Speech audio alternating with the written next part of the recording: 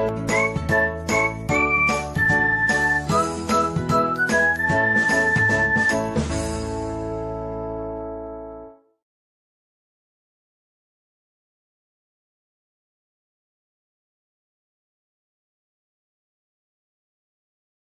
morning, dear students. I am your English teacher, and today we are going to start the same chapter. Yesterday, I taught Mowgli finds his family.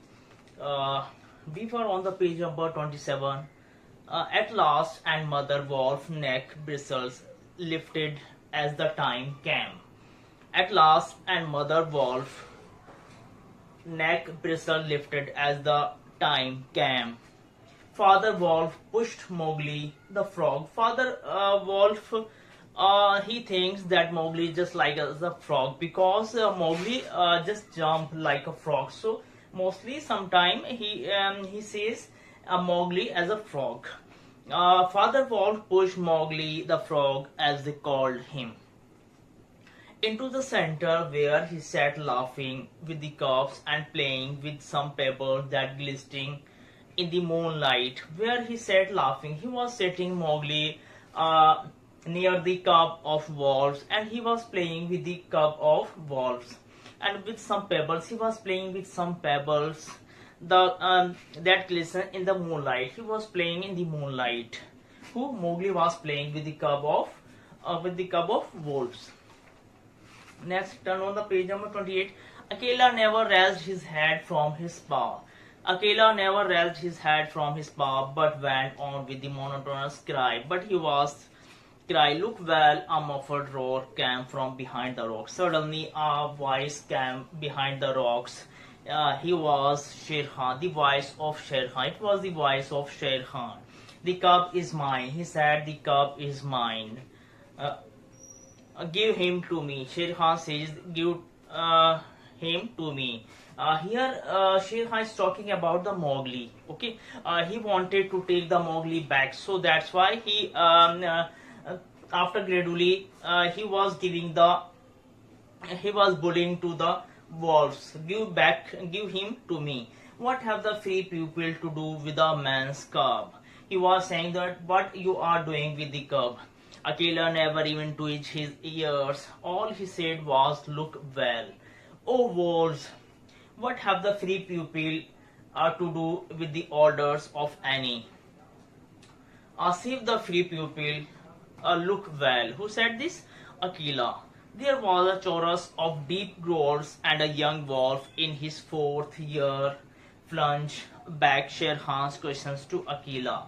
What have the free pupil to do with a man's cup? The law of the jungle lays down that if there is any dispute as to the right of the cub to be accepted by the pack, he must be spoken for by at least two members of the pack who are not his father or mother. Who speak for this cub? Now he asked, who speaks for this cub? Akela asked this question. Who speak for this cub among the few people who speaks?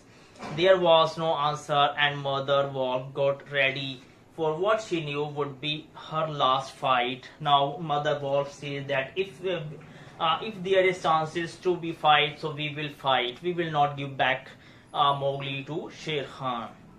If things came to fighting, if a chance comes for fighting at last, we will never ever uh, we we will never ever give back to Mowgli to Sher Khan. So we will fight.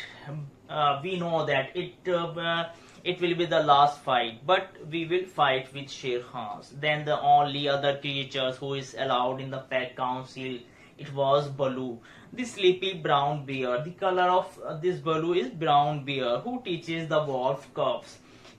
Who teaches? Baloo teaches the cub of wolves of the jungle. Old Baloo, who can come and go when he please, because he eats only nuts and roots and honey. What he eats?